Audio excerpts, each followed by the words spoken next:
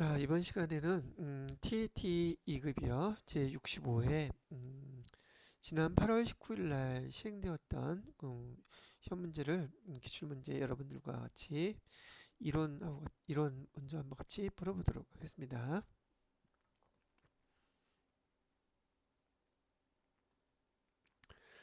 자, 65회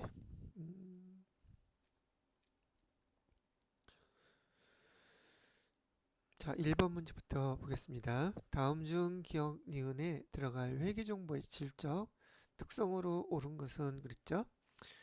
자, 유형자산을 역사적 원가로 평가하면 일반적으로 측정에 목적 적합성이 올라갈까? 그다음에 신뢰성이 높아질까? 이제 이런 거 물어보는 거죠. 그다음에 니은 뭐는 낮아질 수 있다 이렇게 나와 있어요. 자, 문제를 갖다가 여러분들하고 한 문제씩 따로따로 좀 띄어내서 보기 위해서 제가 요거로 PPT로 좀 만들어 놨거든요.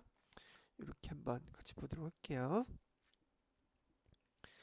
자, 이런 문제가 나오게 되면 여러분은 여기 역사적 원가라는 용어를 좀 이해하실 필요가 있는데, 우선 요거 목적 적합성이라든지 신뢰성이라든지 얘는 회계정보의 질적 특성에서 나오는 용어죠. 그다음에 신뢰성, 목적 적합성 나와 있는데 얘가 근본적으로 회계정보의 질적 특성을 나타내겠어요. 근본적으로 중요한 특성이죠. 그래서 신뢰성, 그다음에 목적 적합성 이렇게 구분이 되어 있고요. 그다음에 여기 신뢰성에는 보강적인 특성으로 표현의 충실성, 그다음에 검증 가능성, 중립성 있어야 된다고 FAT 1급 과정에서도 배우셨을 것이고요. 목적 적합성은 보강적인 특성으로서 예측가치, 피드백가치, 적시성 세 가지 있다는 것도 아마 기억하실 거예요. 그리고 양쪽 다 여기 신뢰성도 목적 적합성도 비교 가능성을 갖고 있어야 됩니다라고 얘기를 했어요.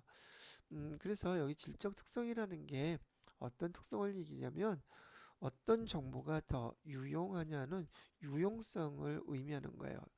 그래서 신뢰성을 갖다가 구분하실 때는요, 신뢰성은 특징이 여기다 이렇게 해볼까요? 역사적 원가에 의해서 기록한 것들, 역사적 원가에 의해서 기록한 것들 또는 뭐 이런 말도 되겠죠. 기업 회계 기준에 의해서 기록한 것들은 지금 여기 신뢰성이 높은 정보다 이렇게 생각하시면 돼요. 반면에 목적 적합성인 경우에는 특징이 지금 현재 거를 기록하는 것들이 아닌 뭐 우선 이걸 가격으로 따지면 가치로 따진다면 공정 가치 현재 가치에 가까울수록 얘가 목적 적합성이 높습니다. 이렇게 얘기를 하고 있다는 얘기죠. 그래서 요 내용들은 여러분이 회계 1급에서 여러 번 보셨었기 때문에 여기서 말하는 역사적 원가로 평가하면 그러면 예를 들어서 자산을 취득했을 때 그 취득했을 때의 가격으로 증빙서류를 첨부해서 기록하게 되면 신뢰성은 높아진다고 얘기를 하는 거예요. 그래서 역사적 원가는 신뢰성을 의미하고요. 그다음에 여기 신뢰성이 높아지게 되면은 목적 적합성, 목적 적합성은 떨어지게 된다, 낮아지게 된다는 얘기죠. 그래서 여기 목적 적합성이 어, 이렇게 세트가 돼서 답은 세 번째 것이 되는 거죠. 3번이 답이 되는 것인데요. 여러분 이렇게 구분하실 때 이렇게 신뢰성, 그다음에 목적 적합성을 갖다가 여기 해당되는 걸로 이렇게 기억을 해두시면 그나마 구분하기가 좀 편하시지 않을까 싶어요. 자, 그래서 신뢰성에 대한 거, 목적 적합성에 대한 거 이렇게 한번 정리를 해드렸고요. 그 다음 2번 문제를 볼게요. 2번 문제를 보시게 되면 여기 무형자산에 대한 설명이에요. 그래서 옳지 않은 거 찾아보라 그러는데 주식회사 항공은 신제품 개발에 성공해서 2023년 9월 1일부터 신제품 생산 판매를 시작했대요. 개발에 성공했는데 그 신제품 개발에 소요된 금액은 3천만 원이라고 얘기하고 있으며 자산 요건 충족해서 개발비로 계상했다고 하는데 이런 상황에 대한 설명 중에서 옳지 않은 거 찾아보라는 얘기예요. 1번에 보시게 되면 개발비의 2023년 9월 1일 9월 1일 장부 금액은 자산의 요건을 충족했기 때문에 신제품을 생산, 판매 시작한 시점부터 장부금액으로서 개발비라고 하는 무형자산으로 장부금액은 3천만 원이 기록이 됩니다. 두 번째, 개발비의 상각은 생산 판매를 시작한 2023년 9월 1일부터 여기도 마찬가지로 생산 판매를 시작한 시점부터 바로 상각을 해 주어야 된다는 얘기예요. 세 번째, 차후에 개발비의 공정가치가 증가한 경우 공정가치를 장부금액으로 할 수 있다라고 되어 있는데 이렇게 개발비 같은 경우에는 우리가 유형자산에서 유형자산이죠. 잠깐만. 그래서 여기 공정가치가 증가했는데 이 공정가치를 금액이 올라간 것을 장부금액으로 할 수 있느냐 이걸 할 수 있다고 지금 얘기를 해냈거든요. 이런 걸 갖다가 이런 상황을 갖다 우리는 재평가 모형이라고 불러요. 보통 이 재평가 모형이라는 용어는 우리가 유형자산 중에서 뭐 건물 같은 경우에요. 유형자산에서 건물 취득했었는데 얘가 100원짜리였었고요. 근데 10년이 지나서 이 금액이 300원으로 이렇게 끼웠을 때 장부금액으로 300원을 반영하기 위해서 재평가 모형으로 평가한다 이렇게 얘기를 해요. 그러면 처음 건물을 취득했을 때에는 이렇게 100원이라고 기록해 놓았고 이 100원으로 기록해 놓은 이 금액을 갖다가 우리 뭐라고 부르냐면 재평가 모형의 반대로 상대적인 개념으로 원가 모형이라고 불러요.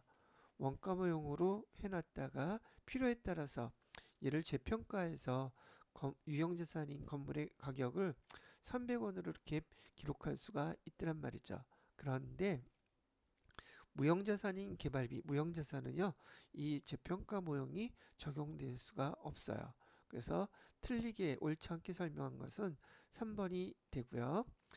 개발비의 손상을 시사하는 징후가 있다면 회수 가능액을 추정한다 그랬는데 얘도 맞는 말이에요. 자, 이건 뭐냐면 여기는 보통 상차손이라는 규정을 사용하게 되는데 이 손상차손은 우리 회사에서 갖고 있는 모든 유형 자산 뿐만이 아니라 모든 자산 평가할 수 있는 것들은 특별하게 어떤 손상 징후가 있는지 없는지를 결산 때마다 판단을 해야 돼요. 결산일 기준으로 해서 판단을 해서 손상 징후가 있는 그런 자산이 있다면 그 자산의 가격을 더 상각을 해 주어야 된다는 얘기죠. 재고자산도 마찬가지, 유형자산도 마찬가지, 그 다음에 무형자산도 마찬가지 자산이기 때문에 어떤 특별한 징후가 있을 때에는 그 손상차손을 계상하게 돼 있어요. 그러면 손상차손이 어떤 형태로 있느냐면 여기서 좀 문제로 나온 건 아니지만 손상차손을 예를 하나 들어보면 차량 운반구 한번 해볼게요. 차량 운반구를 1,000원 주고 샀어요. 그리고 올해 감가상각을 해가지고 300원을 감가상각을 했단 말이죠. 그래서 현재 장부가액이 일반적으로 700원이 이렇게 돼야지 되는데 얘가 이렇게 결산되기 바로 직전에 사고가 났어요. 그래서 얘를 갖다가 지금 바로 중고 자동차 회사에 판다고 했을 때 순공정가치라는데 지금 팔면은 400원밖에 안 준대요. 정상적으로 우리가 감가상각을 했더라면 차량 운반구가 장부가액으로 700원이 돼야 되는데 어떤 사고로 인해서 사고가 났기 때문에 얘를 갖다가 지금 중고시장에 판다고 했더니 거기서 줄 돈이 400원밖에 안 된다는 거예요. 금액이 그럼 차이가 나죠. 우리 장부 자산의 가격은 700원이 되어야 되는데 어떤 사고로 인해서 손상 징후가 있었던 걸로 인해서 가격이 떨어졌을 때 차이나는 이 300원을 갖다가 우리는 손상차손이라고 부르는 거예요. 그런데 이 손상차손을 기록할 때는 이렇게 공정가치만 기록하지 않고요. 비교할 때 순공정가치와 어, 사용 가능액이라고 해가지고 회사에서 계속 사용했을 때 얼마 정도 얘가 가치가 됐을까라고 측정을 하게 돼요. 물론 추정을 하는 것이죠. 그런데 사용 가능액이 그래도 500원 정도는 될 것 같다 이렇게 추정을 했다면 이 두 개 중에서 큰 금액과 장부 금액을 비교해서 여기 200원 요거를 손상차손이라는 기종으로 기록하는 거예요. 대표적으로 지금 하나 기억하시라고 촬영 문방구로 한번 제가 이해를 들어드렸고, 여기서 회수 가능액을 추정한다. 이 사용 가능액 그다음에 순공정가치 이렇게 나누어서 두 개를 합쳐서 회수 가능액 추정한다는 걸 이렇게 설명을 해놓고 있는 거예요. 참고로 또 혹시 모르니까 TET 2급에서는 이런 문제도 곧잘 나오거든요. 이 두 가지 금액 중에서 큰 거, 큰 거하고 비교를 해서 뭐 하고요? 장부가액하고 비교하는 거예요. 음, 그러면 여기서는 사용 가능액, 얘가 더 크죠? 그래서 여기 사용 가능액, 사용 가치 뭐 이런 용어로 사용하게 되는데 이렇게 해서 200원이 손상차손이 되는 거랍니다. 근데 어느 간혹 시험 문제에서 보니까 이 두 가지를 가르쳐 주지 않고 그냥 이거 회수 가능액 해갖고서는 그냥 500원 이렇게 가르쳐 주고서는 손상차손이 얼마인지 이렇게 물어보는 경우도 있었어요. 그래서 여기 손상차손에 가는 것도 한번 참고해서 이렇게 정리를 해 두시기 바랍니다. 자, 그래서 여기 2번의 답은 3번이 되겠습니다. 자, 그 다음에 3번 문제 볼까요? 3번 문제는 항공의 주식 관련 자료인데요. 2023년 당기순이익에 영향을 미치는 영향으로 옳은 것은이라고 물어봤네요. 자, 장기 투자 목적으로 주식을 샀다 그러면 요거는 매도 가능 증권으로 기록하세요 라는 뜻이라고 우리가 배웠죠. 그래서 여기다가 분기를 하나하나 제가 해드려 볼게요. 2022년 5월 7일 장기 투자 목적으로 샀다고 하니까 차변에 매도 가능 증권 쓰시면 되겠고요. 100주를 1000주 주당 1000원에 샀다 그러니까 10만원 주고 샀겠네요. 대변에다가는 보통 예금으로 이체해서 샀다고 할게요. 10만원. 자, 그 다음에 기말이 됐어요. 기말이 돼서 이 매도 가능 증권을 평가를 했네요. 실제로 판 거는 아니고요. 근데 공정 가치가 주당 1200원이었으니 지금 100주 곱하기 200원 이렇게 해주셔야겠죠. 지금 우리가 취득한 주식 수는 200원이었 저기 주식 수는 100주였었고요. 그다음에 가격은 지금 1000원짜리가 1200원으로 200원이 올라갔으니까 여기 차변에 매도 가능 증권의 가격이 더 증가했겠죠. 매도 가능 증권은 2만원. 증가한 부분만큼 또는 감소한 부분만큼만 쓰는 거예요. 그래서 증가한 부분은 200원씩 100주.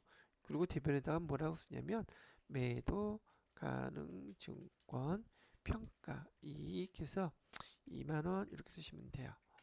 자, 이 상태에서 2023년 9월 30일에 주당 1300원에 전량 매도했대요.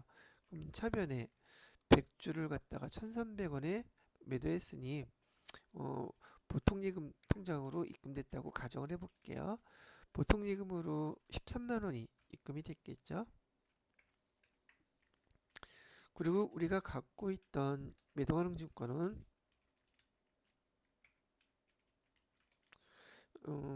12만 원짜리, 우리가 갖고 있는 매도가능증권은 평가를 하게 되면 부평가한 기말 금액이 우리가 갖고 있는 매도가능증권의 가격이 돼요. 여기 12만 원이 있었죠. 그래서 12만 원짜리를 12만 원어치를 다 우리가 매도해 준 거란 말이죠. 12만 원 이렇게. 자, 이렇게 매도가능증권을 매각하고 13만 원을 받았는데 매도가능증권에서 주의해야 될 게 있어요. 뭘 주의하셔야 되느냐면 여기 평가한 매도가능증권 평가이익은 이게 여기가 자본계정이에요. 그래서 이익이다, 평가에 관련돼서 이익이다, 손실이다 이렇게 썼다 그래서 얘가 손익계산서 계정이 아니기 때문에 얘가 자본 계정에 기타 포괄 손익 누계에 들어가 있는 계정이란 말이죠. 그래서 매도가능증권을 이렇게 처분하게 되면 매도가능증권 평가이익의 자본 계정에 있던 이 금액을 상쇄시켜서 먼저 없애주셔야지 돼요. 요 처분할 때요. 그래서 여기다가 매도 가능 증권 평가이익 2만 원을 이렇게 먼저 없애주시고 그런 다음에 상계 처리가 돼서 없어지죠. 그런 다음에 양쪽의 합계 금액을 비교한 것이 매도 가능 증권 처분 이익이 또는 처분 손실이 된다는 얘기죠. 그래서 15만 원에서 12만 원이니까 3만 원이 차이 나죠. 얘가 이렇게 대변에다가 매도 가능 증권 처분 이익에서 여기 3만 원 이렇게 써주시는 거예요. 그러면 여기 뭐가 어떻게 됐다고요? 3만 원이 증가하게 됩니다. 당기순이익에 미치는 영향은 예. 시험 문제 여러분들한테 아주 많이 출제되는 문항이에요. 계정 여기 매도가능증권 그리고 매도가능증권 평가이익 얘는 자본계정인데 매도가능증권 평가이익이나 손실계정만 자본계정이에요. 매도가능증권 처분이익 얘는 손익계정이에요. 그래서 손익이 3만 원이 증가했기 때문에 여기에 해당되는 답은 여기 3번이 되는 거랍니다. 자, 이렇게 기억을 해주세요. 아, 요거 하나 더 써드릴까? 자, 아주 많이 등장하는 특히 매도가능증권은 여러분 세무 1급 할 거 없이 급수가 높은 급수에서는 계속 많이 출제되는 계정이라서요. 자, 손익 계정이요. 뭐가요? 여기 단기 매매 증권 평가 손익 평가 손익이라고 쓴 건 평가 이익이나 평가 손실을 의미해요. 단기 매매 증권 이번엔 처분 손익 처분 이익이나 처분 손실 매도 가능 증권 처분 손익 요 세 계정은 전부 다 손익 계정이다. 그다음에 자본 계정인 건 요거 하나밖에 없어요. 매도 가능 증권 평가 손익. 그래서 여러분은 재무상태표를 암기하셨다면 금방 기억하시겠지만 요 계정만 잘 기억하고 계시란 거예요. 왜 손익 나머지 것들은 다 손익 계정이니까. 그래서 요 차이가 이렇게 생긴 거예요. 자, 이렇게 설명을 해드렸고요. 그 다음에 4번 문제 한번 볼게요. 장부 마감 전 발견된 다음 오류사항 중 단기 순이익에 빨간색으로 해야겠죠. 단기 순이익에 영향을 미치지 않는 것은 뭡니까? 라고 물어봤죠. 대손상각비는 비용 계정이니까 단기 순이익에 영향을 미치겠죠. 감가상각비도 마찬가지. 재고자산 평가손실 다 손익 계정이에요. 근데 조금 전에 말씀드렸던 매도가능증권 평가손실계정은 자본계정이라 했죠. 자본계정이기 때문에 손익계산서인 당기순이익에는 영향을 미치지 않아요. 그래서 여기 4번이 답이 되겠습니다. 자, 그 다음에 5번. 5번은 결산 정리사항을 마감한 후 당기순이익의 변동으로 오른 것은 그랬어요. 자, 우선 소모품 미사용액이라고 되어 있는데요.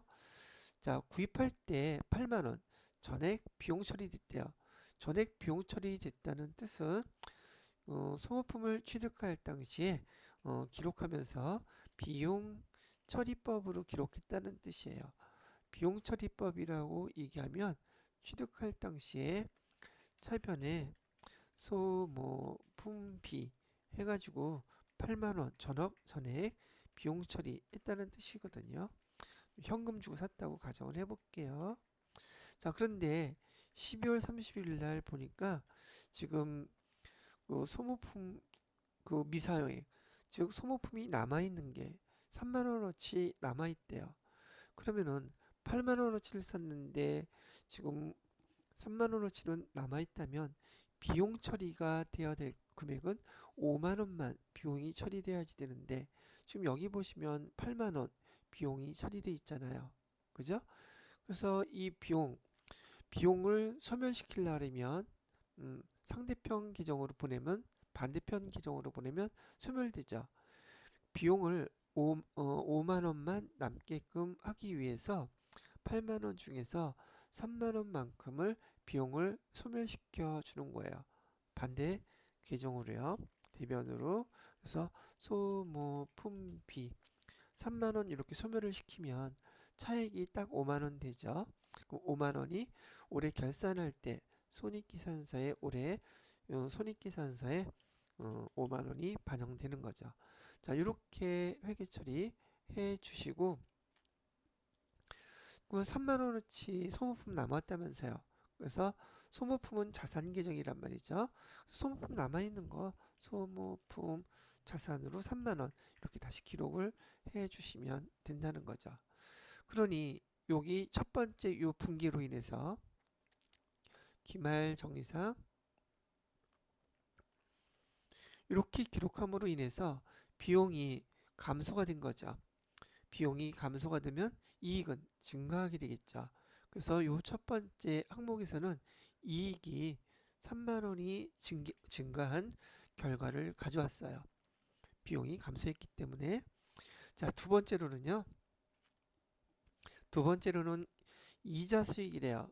보통 우리가 예금이자라고 생각하면 되겠는데 우리는 재무회계는 발생주의로 기록하기 때문에 이자를 받지는 못했지만 12월 31일 현재 우리가 이자를 받을 게 있었다면 그걸 인식을 해줘야 돼요. 기록해줘야 된단 말이죠.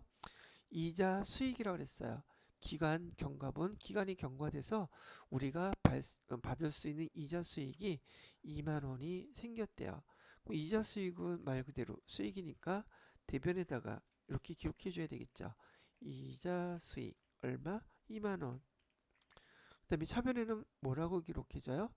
자, 이자 수익은 발생했지만 지금 아직 받지는 못했죠. 그래서 얘는 차변에다가 12월 31일 현재 아직 받지 못한 돈, 우리한테 수익인데 미수금이죠. 아직 받지 못한 이자 이렇게 해서 미수 수익이라고 2만원 이렇게 써주시면 돼요. 그럼 얘도 마찬가지로 이렇게 결산을 해서 기록한 결과 이자 수익이라는 계정이 증가를 했죠. 이자 수익이 증가하면 당기순이익도 증가하겠죠. 그죠? 이자 수익을 기록함으로 인해서 당기순이익도 똑같이 얼마가 증가해요? 2만원이 이렇게 증가한다는 얘기예요. 그럼 이 두 가지를 반영을 했더니 당기순이익은 얼마가 증가했습니까? 5만원이 증가했죠. 그래서 여기 답은 5만원 증가. 이렇게 4번을 선택해 주시면 되는 거였답니다. 이해가 되셨나요?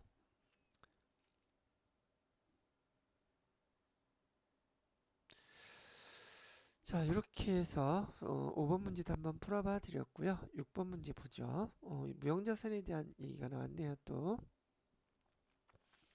자, 무형자산의 설명으로 옳지 않은 거.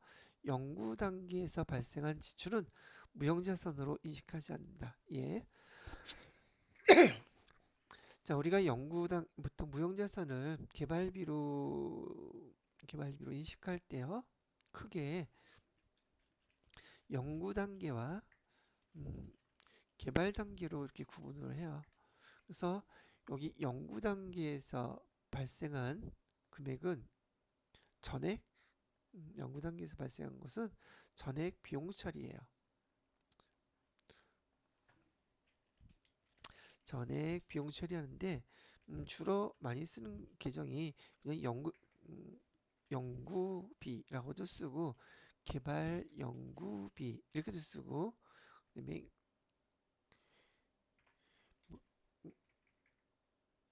연구 개발비 이렇게도 쓰고 이유야 어떻게 됐든 간에 얘네들은 전체 다 판관비인 비용 계정이에요. 거기에 반해서 개발 단계에서 돈 쓴 것이 발생됐다면 얘는 개발비라고 하는 무형자산으로 기록할 수 있단 말이죠. 개발비라고 맞나? 개발비라고 하는 무형자산이요.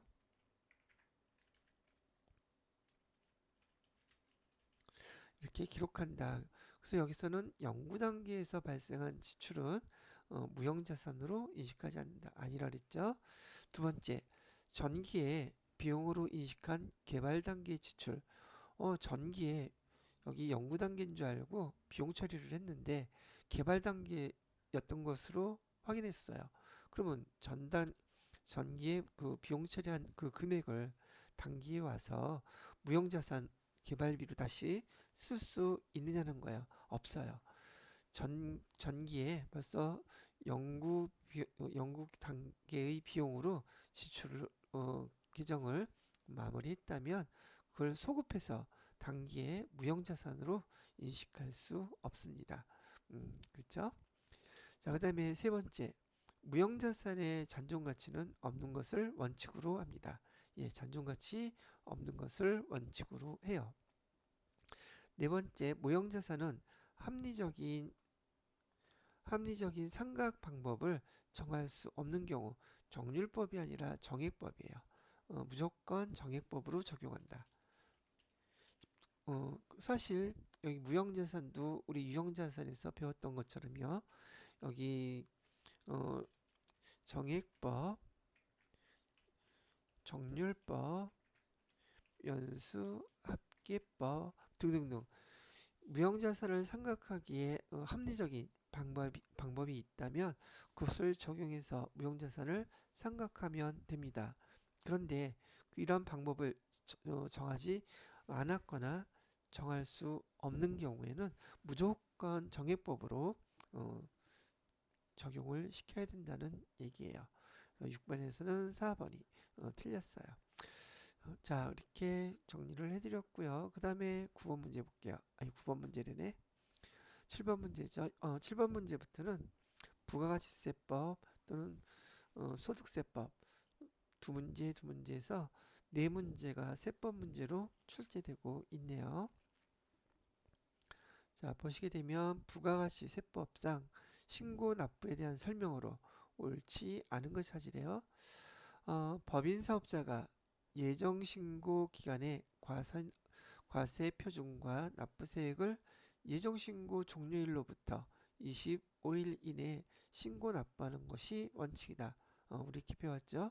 예를 들어서 예정 신고 기간 1월 1일부터 3월 30일까지라고 한다면 신고 과세 기간은 1월 1일부터 3월 31일 동안 발생한 부가가치세와 관련된 거래에 대해서 언제 4월 25일 즉 그 다음 날 25일까지 신고 납부하는 것이 원칙이라고 지금 얘기를 하고 있는 거예요.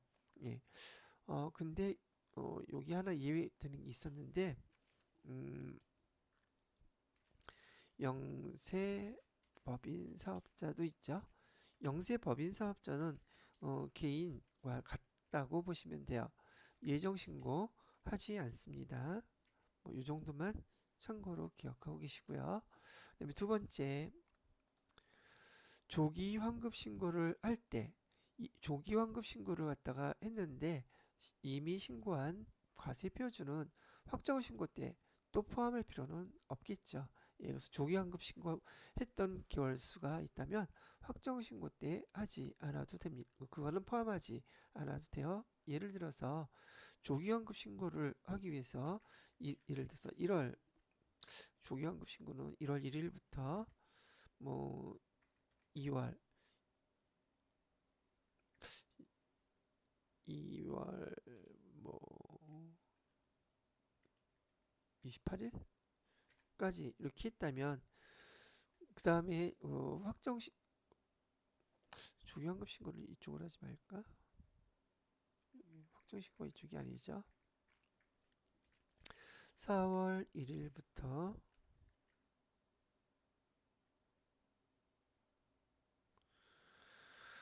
5월 30일까지 이렇게 조기환급 신고를 신청을 했었다면은요. 그 다음에 일기 확정 신고할 때는 6월 1일부터 6월 30일 것까지만 요것만 신고하면 되지 앞에 것도 신고할 필요 없다는 얘기예요. 자, 그 다음에 개인 사업자의 부가가치세, 개인 사업자라 그랬어요. 부가가치세 예정 고지세액이 50만 원 미만인 경우 이를 징수하지 않는다. 세법 개정돼서 예전에 30만 원이었는데요. 지금 50만 원 됐어요. 그래서 예정 고지할 때 개인 사업자한테 50만 원 미만의 부가가치세를 고지세가 나왔다면 징수하지 않는다. 이렇게 기억해 두시면 되겠고요. 네 번째, 주사업장 총괄납부. 주사업장 총괄납부를 하는 경우 세금 계산서는 주사업장에서 총괄 발급해야 된다. 이건 틀렸어요. 이게 답이에요. 자, 일단 요거는 어떻게 구분을 하시느냐면 보통 우리가 사업장에 대해서 부가가치세 신고할 때 많이 들어보셨죠? 사업장 과세, 사업장 과세가 원칙이에요. 사업장별로 과세를 하는 것이 원칙인데 이 사업장 과세 원칙에 예외가 있었어요. 어떤 예외가 있었냐면 주사업장 총괄 납부라는 것과 그다음에 사업자 단위 과세 이 두 가지의 그 예외의 특징은 뭐냐면 지금 한 사업자가 사업장을 되게 많이 갖고 있는 거예요. 그렇죠? 사업장을 많이 갖고 있다고요? 그래서 예를 들어서 주사업장 총괄 납부할 때 이마트를 한번 생각해 보세요. 전국에 이마트가 엄청 많죠. 사업장이 뭐 10개라고 가정을 하게 되면 이 사업장에 모든 뭐죠? 대표라고 할까요?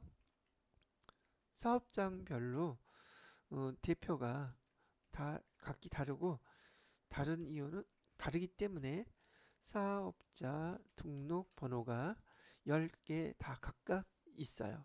그리고 여기서 보시는 것처럼 이렇게 10개의 회사가 같은 회사에 사업장이 10개가 있는데 주사업장에서 부가가치세 신고할 때 총괄 납부만 가능해요. 납부라고 되어 있죠? 신고라고 되어 있지 않아요. 그래서 의미는 10개 사업장에서 신고라는 의미는 부가가치세 신고서를 얘기하거든요. 부가가치세 신고서는 각각의 사업장에서 각각 사업장에서 관할 세무서에다가 별도 각기 신고를 제출을 해야지 되고 그 10개 사업장의 부가가치세 그 금액 어떤 사업장은 환급받을 수도 있고 어떤 사업장은 납부해야 될 사업장도 있고 그런 걸 모두 총괄해서 주 사업장에서 납부만 가능하다는 얘기예요. 신고서는 별도라고요. 똑같이 세금계산서도 전국의 이마트에서 세금계산서 각각 사업장에서 발행하고 수취합니다. 사업자 등록번호가 다 다르기 때문에 각각의 사업장에서 세금계산서를 발행하기도 하고 세금계산서를 수취하기도 한단 말이죠. 자, 거기에 반해서 여기 사업자 단위 과세는 여기도 사업장이 10개가 있어요. 근데 이 사업장의 경우에는 대표자 명의로 사업자 등록증 한 장을 딱 받는 거예요. 사업자 대표자 명의로 사업자 등록번호, 사업자 대표자 명의로 사업자 등록증을 발급받고 사업장 10군데서 다 똑같은 사업자 등록증을 사용한단 말이죠. 대표자도 다 똑같아요. 사업장 10곳이 다 하나의 사업자 등록증을 사용하고 있더란 말이죠. 그리고 여기 특징은 사업자 단위 과세인 경우에는요. 이 대표가 있는 사업장 주로 여기는 이제 본사예요. 본사에서 부가가치세 신고납부 전체적으로 다 하고요. 사업장에서는 부가가치세 신고납부 하지도 않을 뿐더러 세금계산서도 발급 수취하지도 않아요. 무조건 다 어디서 이루어진다? 본사에서만 이루어진다고 기억하시면 되겠습니다. 얘가 바로 주사업장 총괄납부와 사업자 단위과세 요거의 차이점인 거예요. 보시게 되면 주사업장 총괄납부를 하는 경우에 세금계산서는 주사업장에서 총괄 발급 아니라 그랬죠. 각각의 사업장에서 발급하고 수취하고 합니다. 요거는 사업자 단위 요런 경우에 여기요.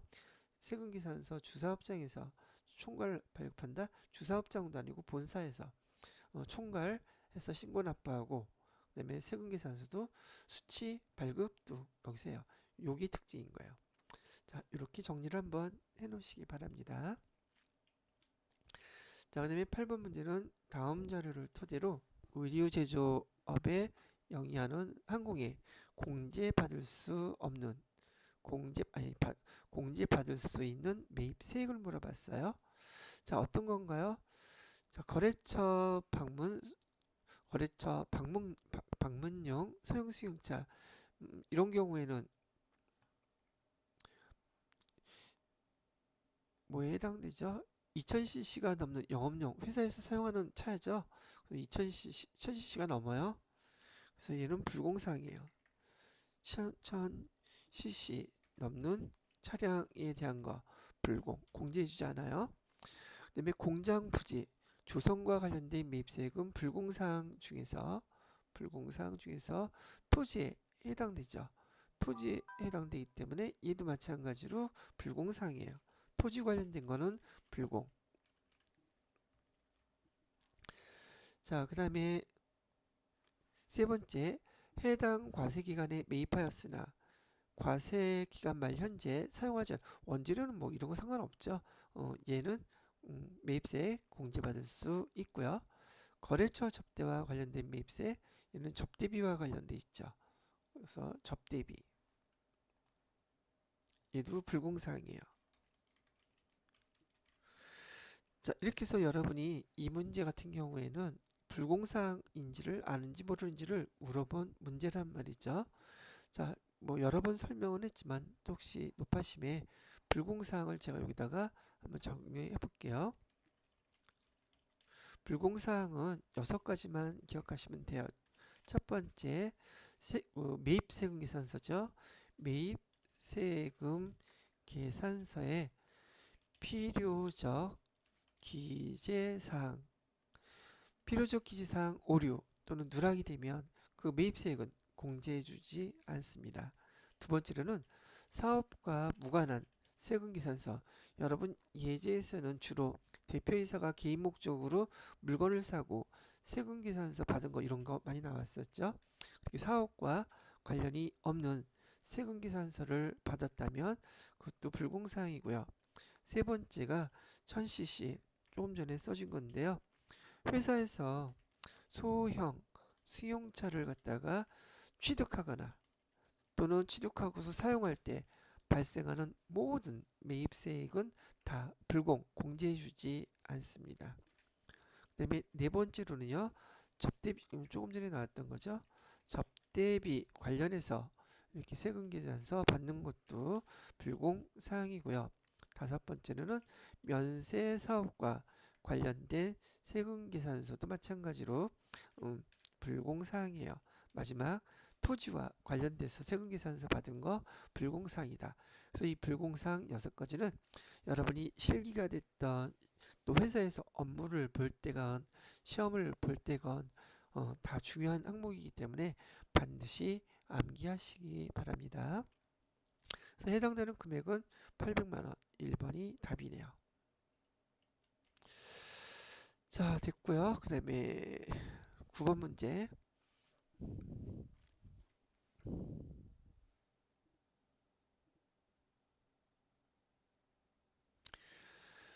다음 자료를 토대로 사업자 김한공 씨의 종합소득세 산출 세액이 얼마입니까? 라고 물어보고 있네요. 자, 소득을 보게 되면 일단 여기 9번 문제, 10번 문제는 소득세 문제네요. 자, 종합소득세라고 좀 나와 있는데 종합소득세 그러면 우리 6가지 소득을 종합소득이라고 부르고 있어요. 첫 번째로는 이자소득이라고 배웠죠. 두 번째로는요, 배당소득이라고 배웠고요. 세 번째로는 사업소득, 네 번째로는 근로소득, 다섯 번째로는요, 연금소득, 여섯 번째는 기타소득. 자, 여러분이 소득세 배우시면서 이 6가지를 합쳐서 우린 종합소득이라고 부른다고 알고 계실 거예요. 자, 근데 여기서 지금 이 김한공 씨의 소득이 사업소득이라고 나와 있죠. 사업소득으로 3천만 원이래요. 여기서 해당되는 금액 3천만 원. 그 다음에 근로소득 5천만 원이래요. 근로소득은 여기 있죠. 5천만 원. 자, 그렇게 8천만 원이 이제 다 소득에 해당되는 금액인데 종합소득하면서 두 가지를 합쳐서 지금 8천만 원이 된 거예요. 소득 금액은 8천만 원 중에서 종합소득세와 뭐 그밖에 공제 합쳐갖고 얼마를 공제해 준다고 되어 있냐면 2,400만 원을 공제해 준대요. 그러면 과세표준이 나와야 되겠죠. 세금을 계산하기 위해서. 그러면 얼마가 나와요? 5,600만 원 나오죠. 자, 그러면 세율을 곱해 봐야지 되겠죠. 이거 계산하는 방법 처음 보시는 분도 있을지 모르겠네요. 자, 과세표준이 5,600만 원이라고 얘기가 된다면 지금 여기 5천만 원은 넘죠. 그죠? 5천만 원 넘고 5천만 원 초과하고 8,800만 원 이하니까 요거를 갖고 계산해 주라는 뜻이에요. 그럼 5천만 원 초과하고 초과한 금액 얼마나 맞았어요? 5천만 원까지 계산된 요 세금을 계산해 보면 624만 원이 나와요. 그리고 5천만 원 초과하는 금액은 600만 원이란 말이죠. 그러면 600만 원인 경우에는 세율을 얼마를 곱한대요? 24% 한다는 얘기죠. 그래서 지금 5천만 원까지 계산된 세금은 624만 원이고요. 그 다음에 여기 600만 원에 대해서 계산 좀 해볼게요. 600만 원에 대해서 24% 하면은 144만 원 이렇게 나온단 말이죠. 그래서 요거 합치게 되면 납부해야 될 세액이 계산된 세액이 768만 원 이렇게 나온단 말이죠. 그래서 여기 해당되는 답은 1번 768만 원 이렇게 계산이 되는 겁니다. 자, 그런데 여러분들한테 이거 원칙적으로 계산하는 거 왜 이 금액이 나왔는지 5,600만 원일 때 얘를 어떻게 계산하는지 여기 좀 제가 좀 자세히 한번 설명을 해볼게요. 이게 지금 약식으로 계산하는 방법이랍니다. 자, 소득이 5,600만 원이라고 그랬죠. 근데 이 소득 5,600만 원이라고 그래서 처음 계산하시는 분은 5천만 원 초과했고 8,800만 원 이하니까 그냥 여기다가 24%를 갖다가 계산하는 분이 계신데, 우리나라 소득세는 초과 누진 세율 제도라 그래서 그 세율을 초과할 때마다 세율이 더 높은 것이 적용되는 세법이란 계산법이란 말이죠. 그래서 이걸 어떻게 계산하는 거냐면 5,600만 원 중에서 우선 1,400만 원까지를 1,400만 원에 대해서는 6%의 세금을 부과한단 말이에요. 그게 얼마냐면 제가 한번 계산해 볼까요? 84만 원일 텐데 1,400 곱하기 6% 하면 84만 원 나오죠? 그래서 여기 84만 원으로 해놓은 거예요. 자, 이따가 보기 위해서 84만 원 해놓고요. 그 다음에 1,400만 원은 초과하고 5천만 원 이하라고 돼 있죠. 1,400만 원은 세금을 계산했으니까 5천만 원에서 1,400만 원을 빼보세요. 그러면 이 사이의 금액은 3,600만 원이 되더란 말이죠. 3,600만 원에 대해서는 세율 15%를 계산하는 거예요. 15% 이렇게 계산하시게 되면 그 금액이 얼마가 나오느냐? 곱하기 15, 3,600 곱하기 15% 하면은 540만 원 나오네요. 됐죠? 자, 그리고 5천만 원 넘는 금액, 그게 이제 남은 게 얼마 남았어요? 5,600만 원에서 여기 1,400만 원, 3,600만 원 빼고 나머지 이제 600만 원 남았어요. 이 600만 원에 대해서 몇 퍼센트? 24% 적용한대요. 이렇게 계산을 했더니 아까 여기 계산이 나온 것처럼 144만 원 이렇게 나온 거랍니다.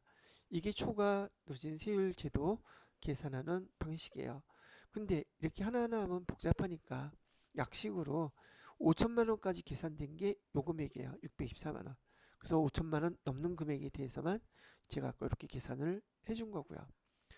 자, 그래서 이 금액을 다 합쳐보시게 되면은 결국 768만 원 이렇게 나온다는 뜻이랍니다.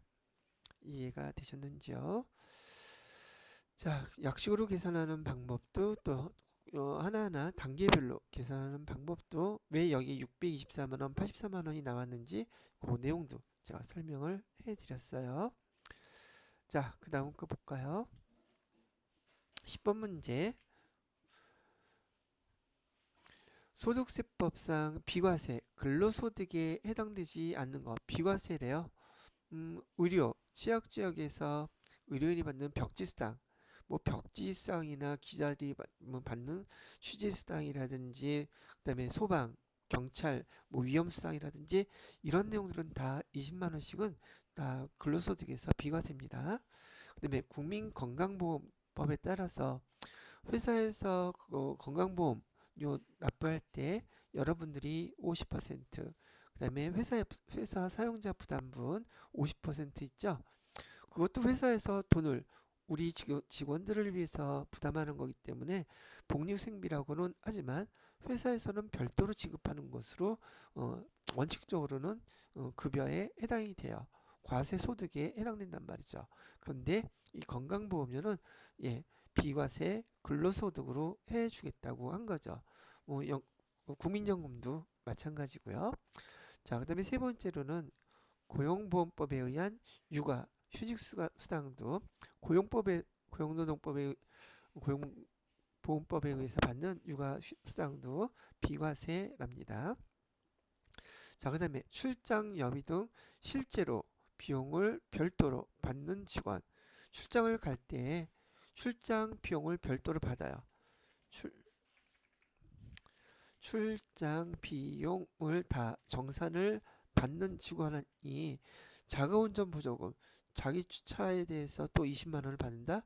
이, 출장 가서 회사 업무를 보면서 자기 차를 사용한 사람들한테 이런 출장료비 등은 정산해주지 않으면서 자가운전 보조금을 받으면 비과세 근로소득인데, 이렇게 출장 비용을 실제로 발생한 걸 실비를 다 받으면서 급여 때 자가운전 보조금 20만 원을 받는 것, 요거는 과세예요.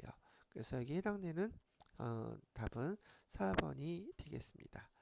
자, 이렇게 해서 우리 지금 65회 TAT 2급 우리 이론 문제 10문제를 여러분들하고 같이 한번 쭉 풀어봤고요.